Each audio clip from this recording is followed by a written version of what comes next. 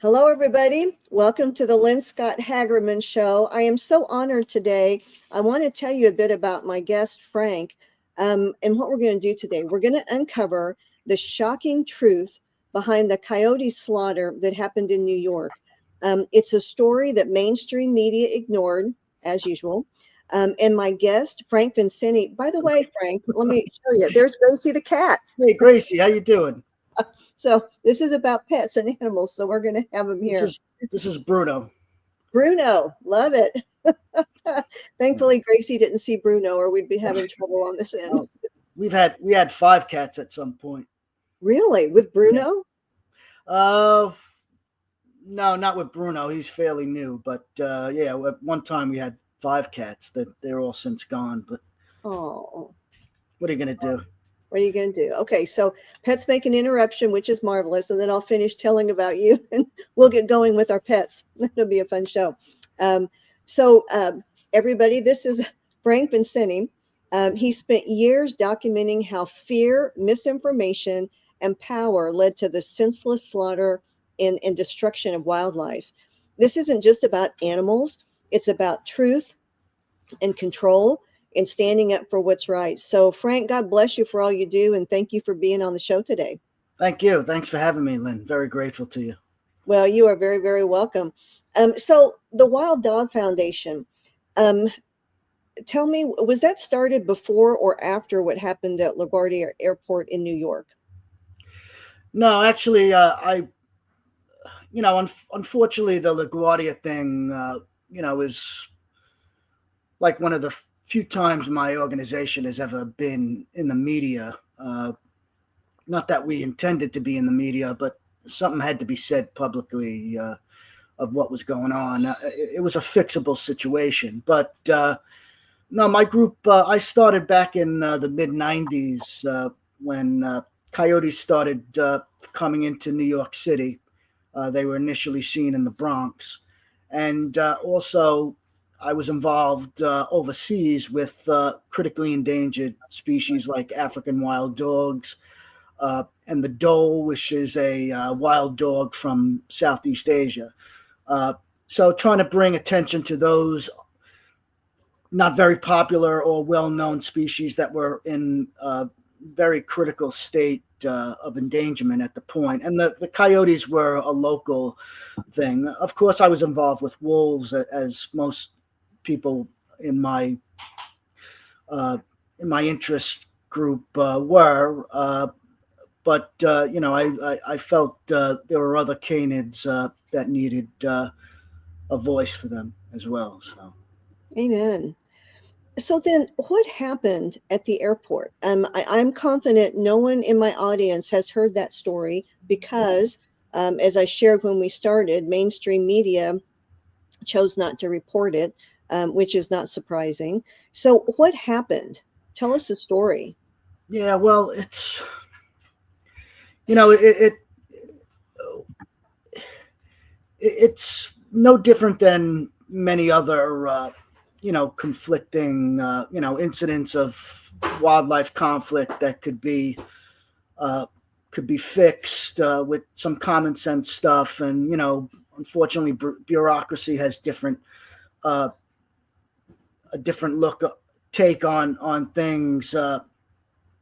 It's it got some local play. That I'm grateful to the local news stations that you know highlighted the story, and but I also am a realist, and I know that it's not of tremendous interest to the vast majority of people. I had some great people that were helping out locally, and people that were writing petitions, but as far as like I've never really had camaraderie with a lot of organizations. It's often they're very competitive, and unfortunately, but and in this case, a lot of organizations did not feel the need to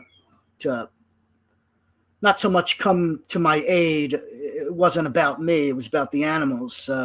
My group doesn't look for money or whatever. We just do grassroots advocacy, educating the public, free lectures, handing out information and being there to respond to public concerns or questions. But yeah, I mean, it did get, there was some national coverage of it very briefly because it was a novelty, I guess, for some. Oh, look at this taking place at a major airport in New York City, of all places. But it's really no different than any other. There's a lot of better groups out there and better people that accomplished more positive outcomes. Unfortunately, this would end tragically. I was up against some pretty powerful, and I wasn't against them. This is the irony, and this is what gets lost, especially those that are critical of me and my organization, and those that are critical of coyotes in general. I was not trying to conflict with the bureaucracy or the authorities. I was trying to work with them. I was trying to get them to see that this could be solved.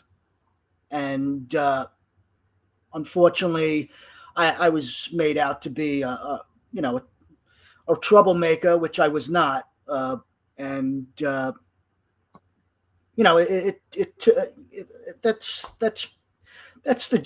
That's people in general. I mean, you're always going to, and me of all things, I'm always perceived incorrectly, but it was a situation that could have been the first of its kind, where I set out trying to show that this was rectifiable. This was something that we could all collaborate and fix. And the animals themselves were not really a problem. The problem, which is always the case, was the public that was contributing to feeding them and fostering poor behavior.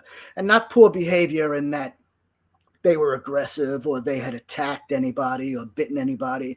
There were people that were making up things. I remember very starkly while trying to speak to area employees and trying to garner understanding with them, that one of the local employees there, a big burly guy, nearly 3 times my size, was accusing them of chasing him. And these were puppies, mind you. This was a family of the adults were very cryptic, and they would stay away from the public, but the pups were naive, and you had these 20-pound puppies that this individual felt threatened by. Meanwhile, I would chase them and never have any aggression shown towards me. Well, Frank, how did the family get at LaGuardia Airport? I mean, what were they doing there? Well, if people are probably not familiar, I guess most of your audience, with New York City and its boroughs. This was in the borough of Queens, okay, which is a very suburban urban mix, and there are a lot of green spaces in the borough of Queens, even though it's probably population-wise one of the most populated areas in the country. The history, of course, we're guessing to an extent, but coyotes have been coming into New York City since the mid-90s, as I said before, and into the borough of Queens, we've had coyotes being seen since 2006. So, and my group and others have been monitoring this. LaGuardia Airport sits well at the top of the borough and is only separated by a small portion of the East River to the borough of the Bronx, just okay, north of that, which is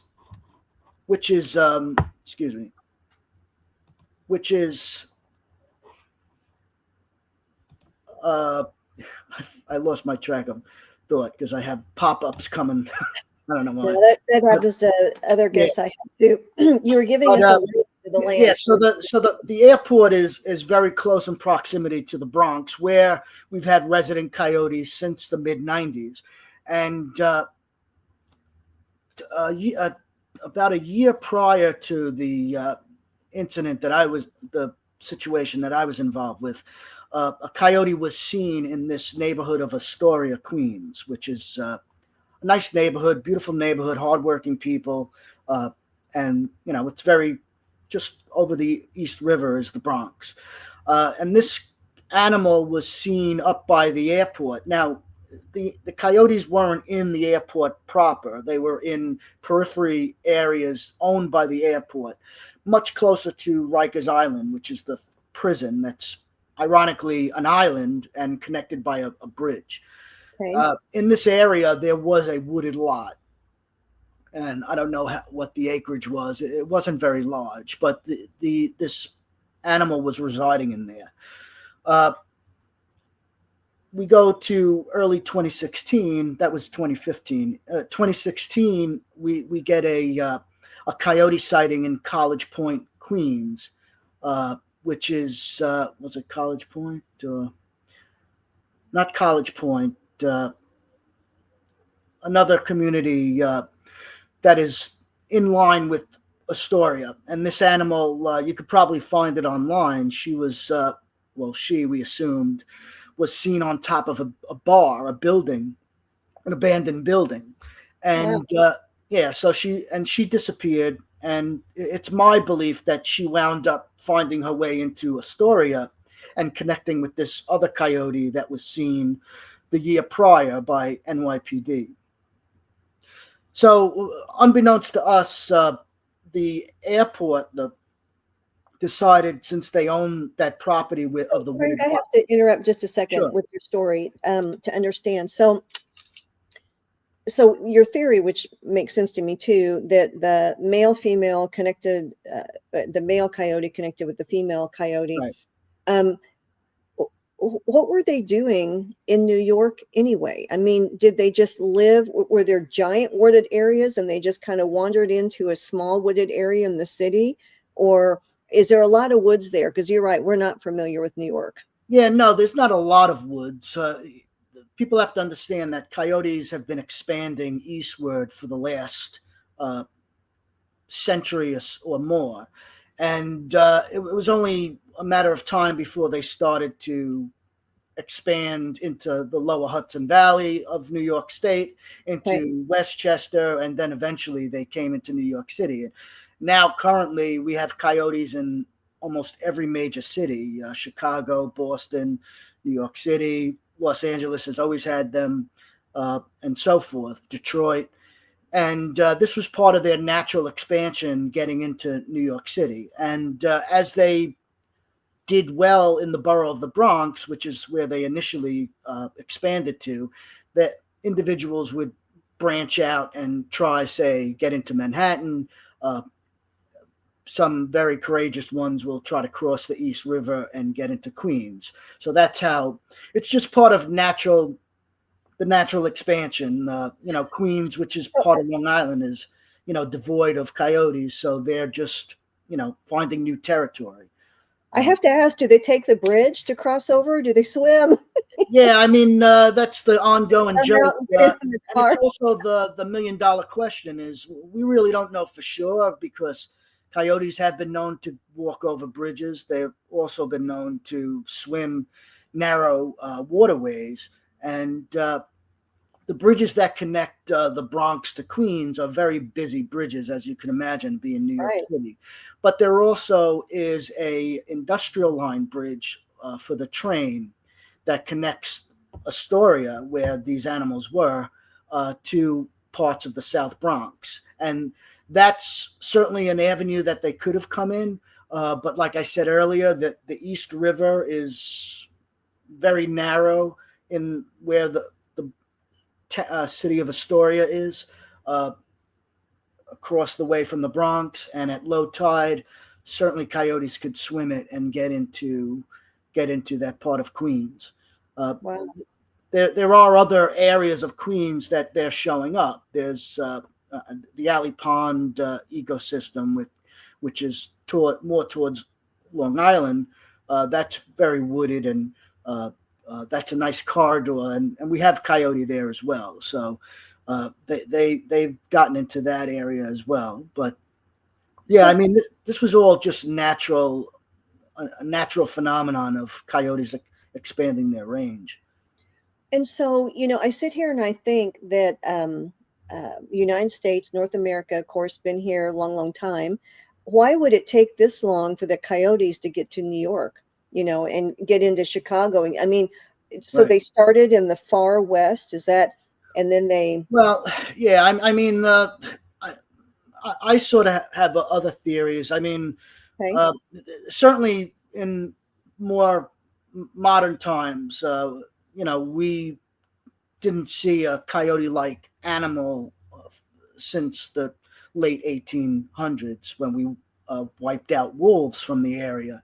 And certainly whether coyotes were endemic to the east is still a subject of debate because early colonists didn't know what a coyote was, and they are related to wolves, so they could have described them as wolves. But okay, what happened within the last 100 years, and why coyotes have somewhat saturated the East Coast is a multitude of things. Certainly, the lack of competition. Wolves and cougars were pretty much eradicated, even though coyotes do coexist with wolves and cougars out west.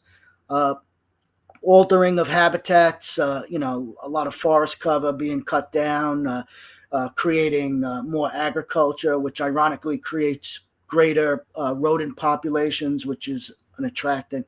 Uh, my theory is more along the lines of, and others might agree, that the changing in the weather patterns, we've gotten much warmer, which means less snow fall.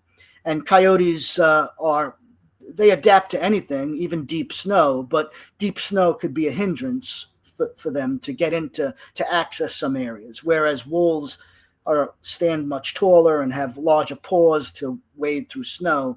They could access heavily snowed habitats. Uh, the fact that we've gotten less snow over the last 100 years probably aided in the coyotes' ability to access at least more remote areas. As far as cities go, it's the urban environment now is a very popular topic among scientists, and seeing how wildlife adapts to it and they live in proximity to people. yeah, And we're seeing it all over the world, not here in the United States. And the coyote is just another example of a highly intelligent animal that is exploiting these habitats, rich in food and everything else. The other thing too is coyotes. Once wolves were pretty much wiped out, we turned our attention to trying to eradicate coyotes. And coyotes are, wolves could do it too to a certain extent. The more coyotes are persecuted, uh, the more they try to recover from it. And this could be larger litters, uh, family groups fragment into other smaller groups, and you have a lot of individuals that are just passing through that a vacancy turns up because coyotes have been killed and they wind up taking over that area. But with the high reproductive rates, coyotes only breed once a year. They only have pups once a year. But the more adults we kill, as they've seen, the more food sources and survivability, ironically, we give to pups, which would have been, through natural selection, regulated by the amount of food and space available with a stable coyote population. So, with this high turnover of adults being killed, ironically, the surviving adults could raise more pups to adulthood. So that's how they rep. This is an adaptation they've had for a millennia, because they were preyed on by many competitors: saber-toothed cats, dire wolves, which aren't really wolves anymore, the gray wolf, which they adapted to, and now humans, the ultimate predator. So that's why they've expanded so remarkably. throughout the continental United States. I think that's fascinating. I think it's fascinating, Frank. So, okay, so back to New York, back to the couple. So your theory is the female wolf and the male wolf or coyote found each Coyotes. sorry, coyote found each other, which is is a beautiful story in and of itself. Well, Um, so, I mean, as polarizing as coyotes are, they are monogamous and they are very doting parents.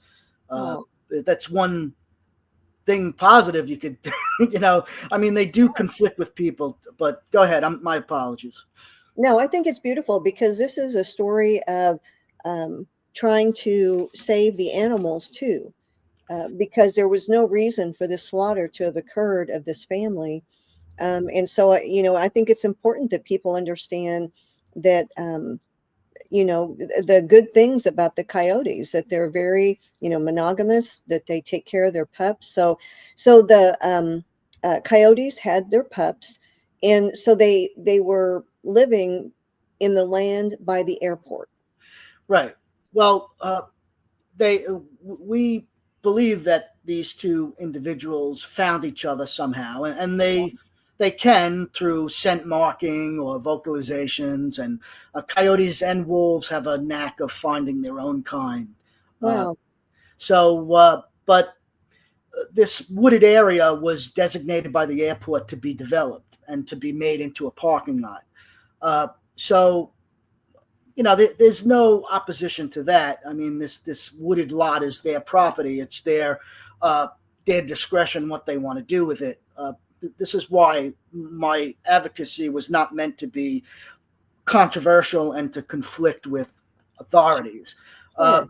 as far as coyotes go, even with developing this meager amount of wooded lot, coyotes could easily pick up and find another area. Or in the case of these animals, as this wooded lot was being developed, she took her pups and moved them across the street to another small wooded lot, which was on a baseball field, and this was right by the Rikers Island prison. Yeah. So even though it could be dramatic or traumatic, coyotes do have the ability to adapt and move away from these kinds of disturbances and find alternative places to bring their pups or have a den, and that's exactly what happened. So I had there were rumors about coyotes over by Rikers, and there was a news reporter that was going to do a story on Rikers Island, the prison, and wound up seeing the it was the female coyote, or there were three adults. There was a helper, sort of like the babysitter. She wasn't related to the other two, but Wow. this animal was seen and was photographed. So I wound up going there to see what was going on, and I ran into the mother, and she was in the parking lot scavenging for. I mean, there was garbage all over the place, and I got to see her there, and within a couple of weeks, I wound up seeing the pups, which How as many pups, Frank? there were 8 pups. 8 pups? 8 of them, yeah. And the amazing thing is that they were not full coyote. The father, which I would see eventually, some days later, you could see he was a coyote dog mix. And but he was the most wild of them all. He was living there, except for that one incident in 2015 where he was spotted on the street. He was keeping to himself and being, more like a coyote than the actual coyotes. And yeah, so the pups were all different colors. Some were German Shepherd colored, some were almost Rottweiler color with black and brown on the muzzle and the legs, but physically coyotes. They had the pointy nose, the pointy ears, and what we call morphologically, they were coyotes for sure. And I got to see them and document them. And I'm not a great photographer, and a lot of my activity with them was at night. So the pictures that I have, a lot of pictures I've never released publicly because in no way did I want to exploit them. But some of the pictures I have are very endearing, and I might just put them out there for people to see, being that That's it's almost 10 beautiful. years now. Yeah. But yeah, I was lucky enough to, and I corresponded with the academics at the time who were monitoring coyote activity in the city, and uh, so everything was fine until the pups started getting a little older, and that's when people started feeding them, you know, and that's when things really started to become a problem. Not so much the coyotes themselves, but uh, people, you know, complaining about their presence. Ironically, some of the people that were feeding them were the ones complaining, and I Yeah, tried to that stop. makes sense. Yeah, I well, they were endearing when they were small, and there were times where I would go down to the parking lot and just sweep up bags of dog food to throw out because people would just dump dog food there. And this would, of course, the puppies being naive, they would come out and they would eat it, and they would be out in the parking lot where everybody could see them. And I would chase them off back into the woods so that they wouldn't, and then clean up all the food. And yeah, it just progressed from there. People continued to, uh, give them food, which is definitely a no-no. Uh, it didn't so much embolden them, but it made them more visible, Right. which unnerved people that didn't want them to be there. So, uh, but yeah, I mean, you could ask me questions about it, and Well, okay, so it's you've got the family, and it's really a beautiful story. You have the mother, the father, the babysitter, 8 pups, and a growing family. right. And then it is wildlife, and people interfered with wildlife. And anytime that happens, it usually does not result in a positive outcome. Yep. And as you mentioned, it brought the food brought the pups out, which is bad food at that, for them. But food brought the pups out. Pups were growing. So then, when did it start becoming a problem? When did I mean people are complaining?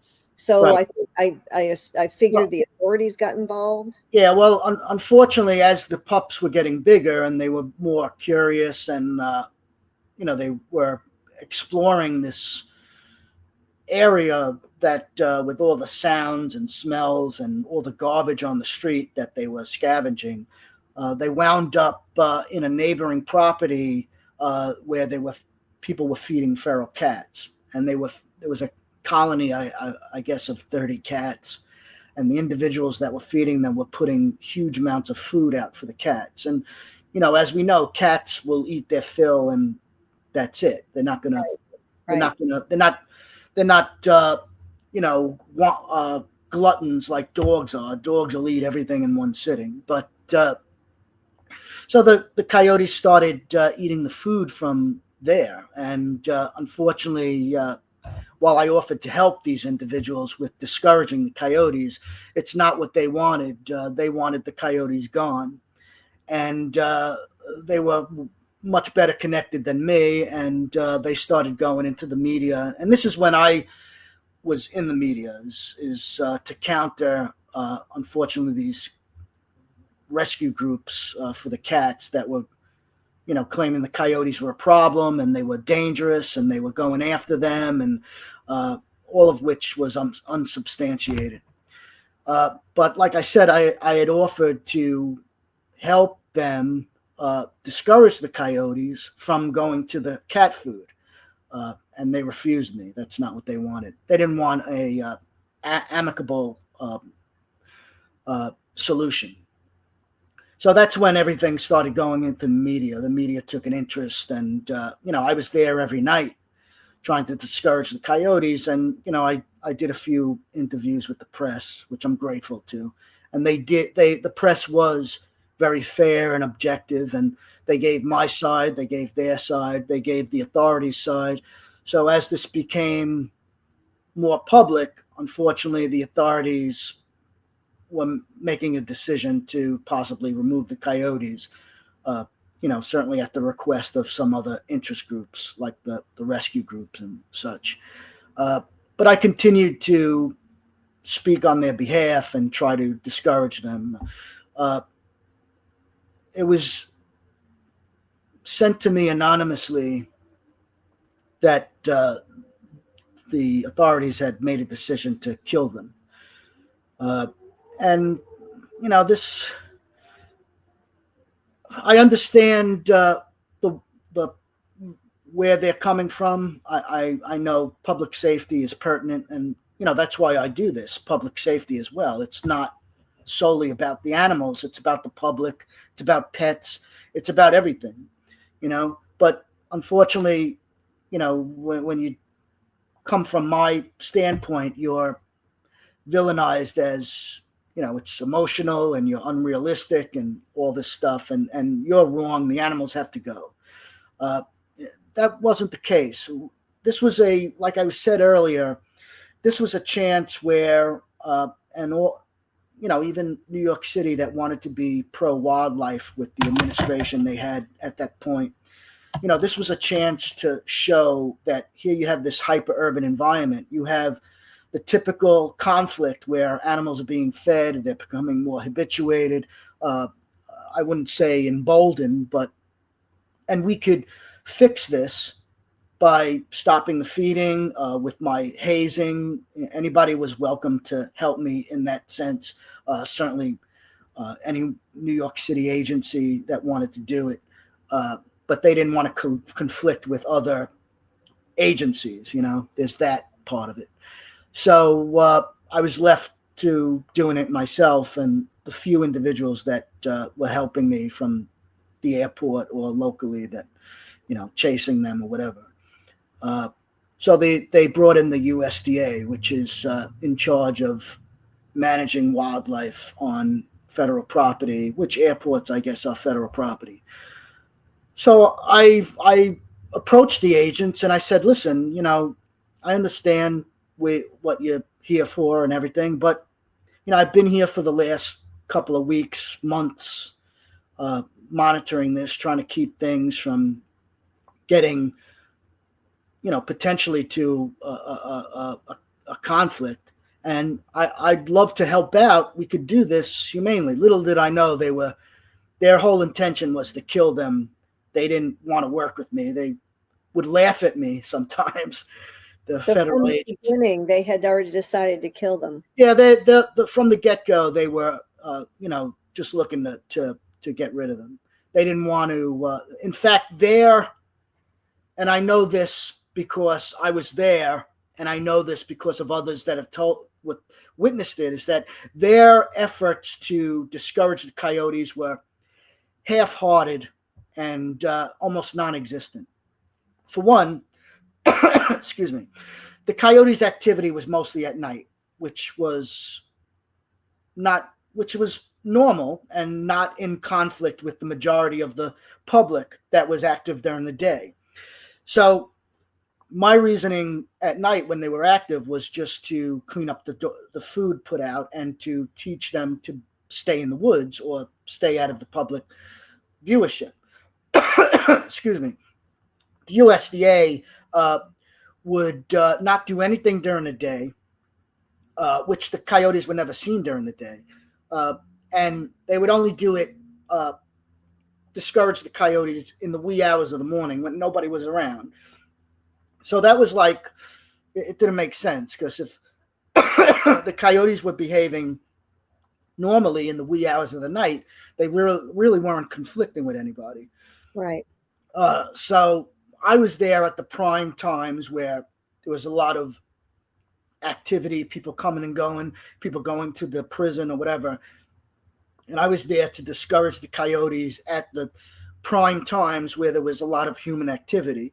So they would associate, this is not the time to be active because there's a lot of people.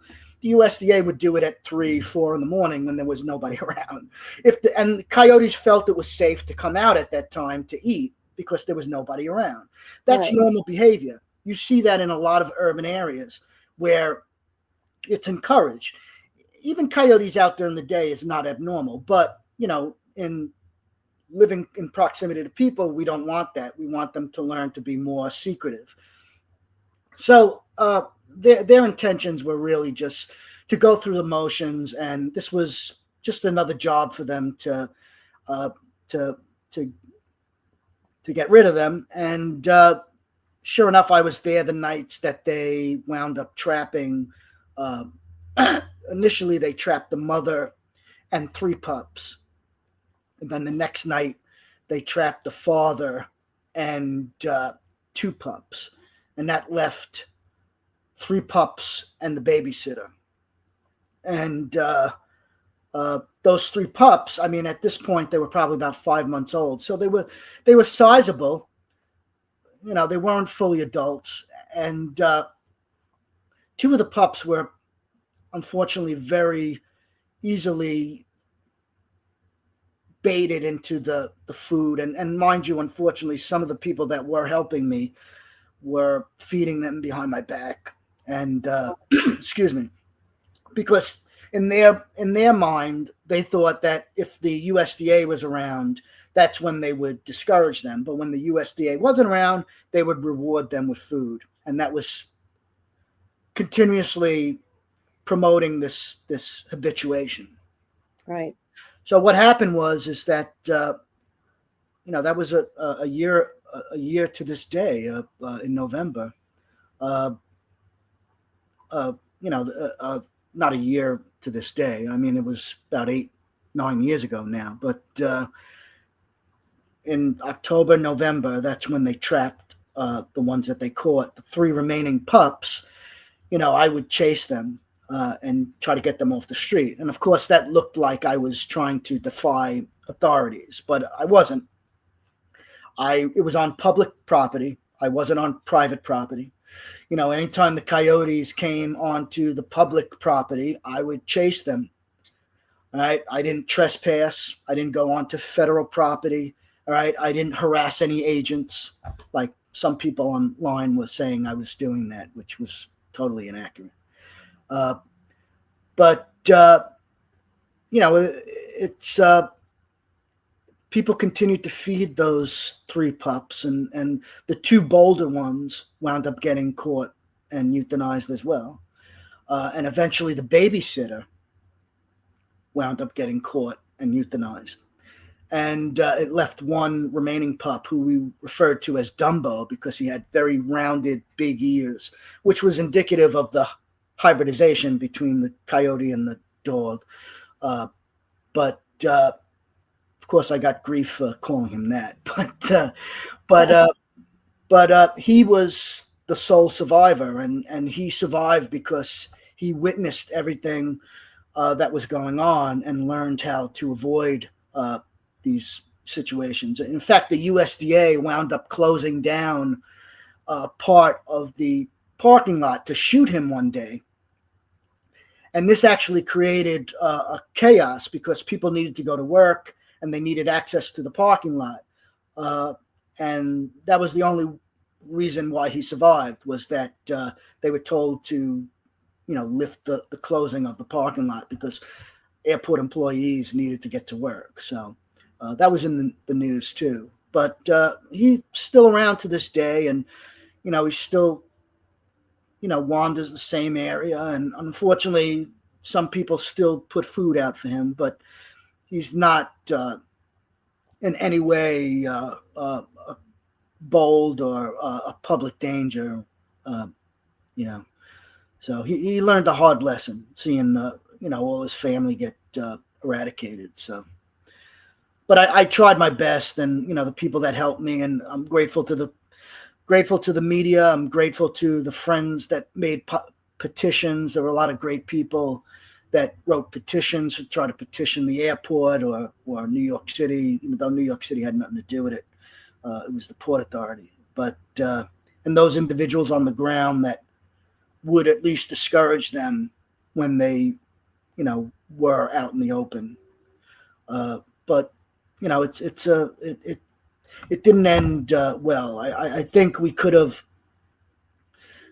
if we stopped the feeding and certainly cleaned up the parking lot a lot, that would have prevented a lot of the they're being seen out in the open more frequently, and then harassing them, humanely, would teach them to stay to the woods.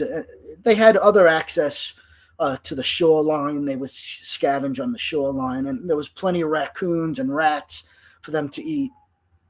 And but hopefully by the time of the next mating season, the youngsters would have moved off and left the area, which is natural and normal in coyote behavior.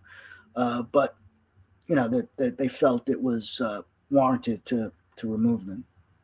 It's as if the USDA, just another government agency that is supposed to know what they're doing, doesn't. So it's just such a tragic story. So fast forward, Frank, we have about 5 minutes left in the show. All right. Tell me.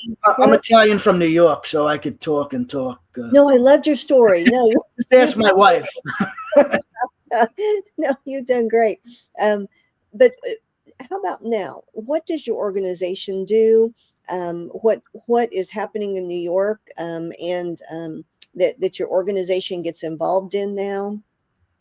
Well, coyotes are doing great in New York. I mean, I'm not much involved with New York City anymore because sort of got left out of it, despite all my advocacy in the city. Coyotes are doing very well in New York City. We have 2 coyotes in Central Park, one that's been there for almost 3 years, and now he's got a mate. And they've been made famous by some photographers that told their story nationally. And, that's similar to this situation at LaGuardia, although their story is much happier and hey kitty.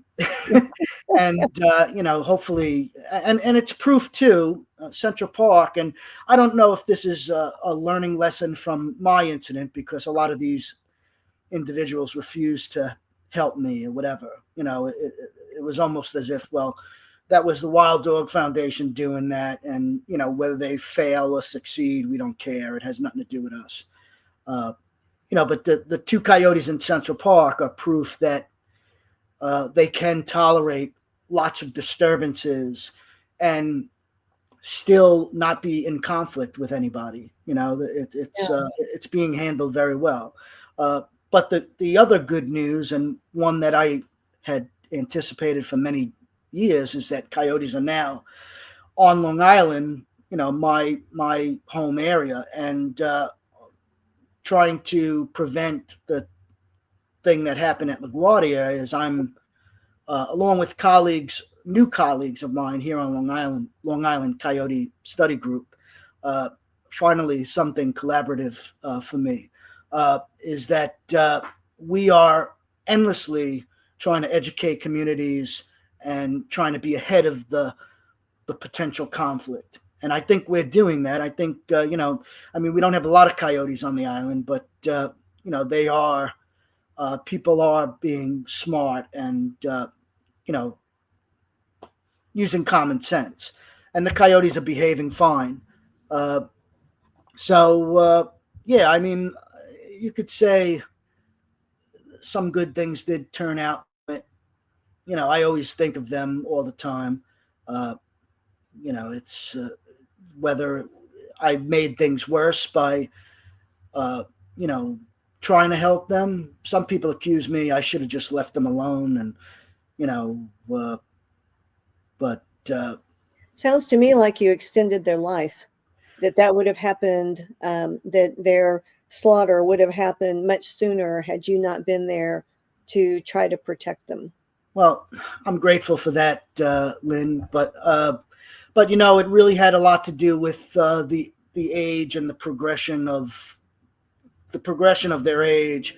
When they were young pups and they were confined and situated on the ball field area, they really weren't seen publicly much. So right. As they got older, unfortunately, and that coincided with my my effort to try to teach them to not get into these conflicts, because even a 3-4 month old coyote, they're smart, they learn, and it's amazing how quickly they learn. And I've had coyotes even in New Jersey years ago that I harassed them enough that they knew my car, and all I had to do was drive up and they ran into the woods. So this could be done. And there's a lot of people all over the country that do it. Friends in Canada, California, New England, Texas, the Gulf states. There's all great people out there that are doing this and having success. And, I would only hope that, authorities and the public could heed this. And because wildlife in the city is not going anywhere. It's the new habitat. They're adapting to us, and we have to adapt in turn. So. Exactly.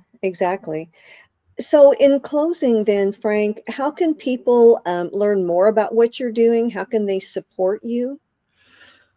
Well, like I said, I mean, I'm a non-for-profit, but I don't solicit donations. Okay. I don't even have a website anymore. I can't afford it. Okay. But that's regardless. They can go on my Facebook page. I Okay. try to keep it entertaining. It's not just about coyotes. It's about wildlife in general and wild canids all over the place. And I highlight the great work of other groups that are much better than me. They're much more professional in some cases, and certainly they could support them as well. But no, I mean, just coming to our Long Island Coyote Study Group lectures, if you're local, they could watch the videos I have on the Facebook page. Just going on the Facebook page, you're welcome to comment, even if you don't like coyotes or wild canids. Your opinion is valued. You're welcome to comment, as long as you're not, being too much of a. But We get it. yeah, What get those too. But I mean, most of the coyote haters, they don't bother with my site anyway. But they're welcome, and we want to have open dialogue. We want to be able to come to a reasonable understanding and foster coexistence, which a lot of other groups are doing as well. So. And what is your Facebook name? It's just go to the Wild Dog Foundation on Okay. Facebook. So real simple. And like I said, it's about a multitude of species, not only coyotes. So, but Excellent. Well, Frank, it has been an honor having you on today. I'm so grateful for what thank you've you. shared. I believe you've brought a different level of insight and highlight on a breed that most people, when they think coyotes, they think afraid, fear. Well, But they can conflict with pets and livestock and stuff, but these are, with some common sense, these are things that don't have to happen. They are. I'm not trying to sugarcoat them. They are a polarizing animal, but they also, you can live in proximity to them, such as the two in Central Park. So right, proven. Well, God bless you for your work. It's been an thank honor you. to have you on. Thank you, Lynn. Thank you very much. You're welcome. Thanks for God having me. bless. You're welcome. God bless everybody, and we'll see you again soon.